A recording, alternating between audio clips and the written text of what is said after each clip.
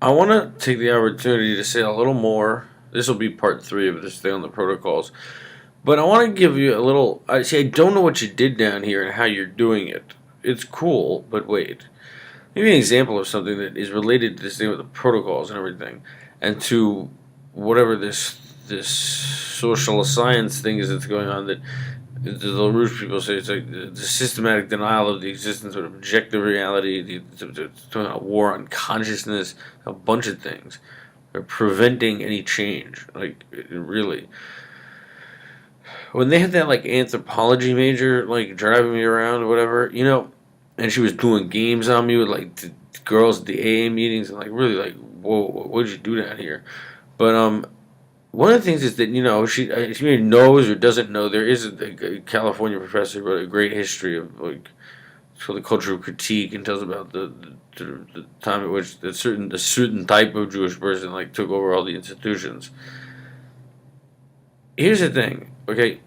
When I said like when I could tell her like she overheard like my videos about like they don't live in objective reality. She asked me like, "What do you mean, Steve? I mean, what do you mean?" Like everyone, because she's trained in this like social science, which is it says that like everyone sort of like has their own perspective. They live in their own reality and everything. I want to see how that fits into the protocols.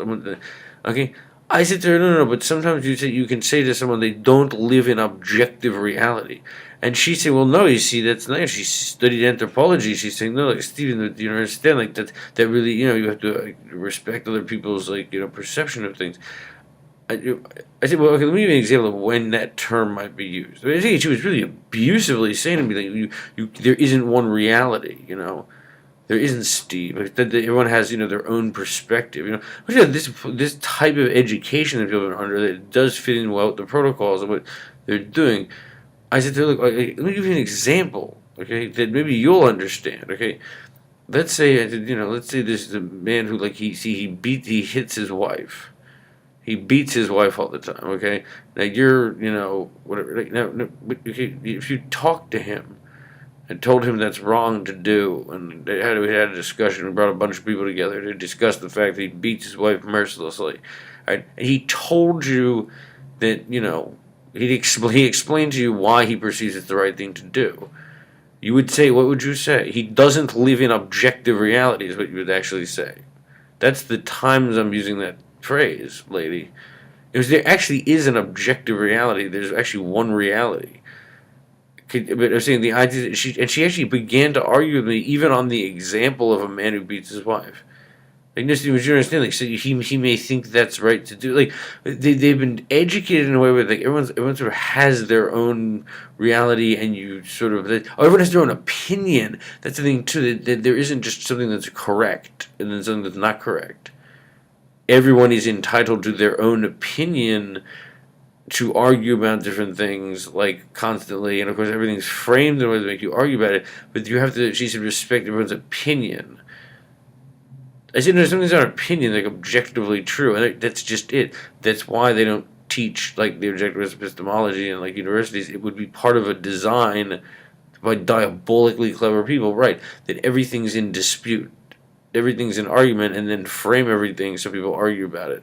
But the fact that she even started to defend her like sort of weird everyone has their own reality thing when I brought up someone beating their wife and telling you why that's like an okay thing to do, right?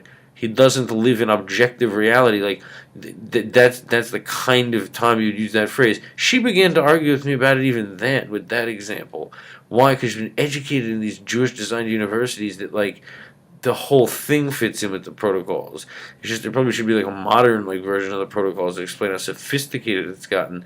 But it doesn't matter if that document's fake or not. It doesn't matter if I can do what's going on. That's what's happening. It causes things to be deadlocked because of the way language is being used, the way things are being framed. That even that a woman, because she studied anthropology, still kind of argued with me a little bit about the concept that someone's beating their wife and explaining why they do that and that that's right. That you can't say to them like you don't live in objective reality.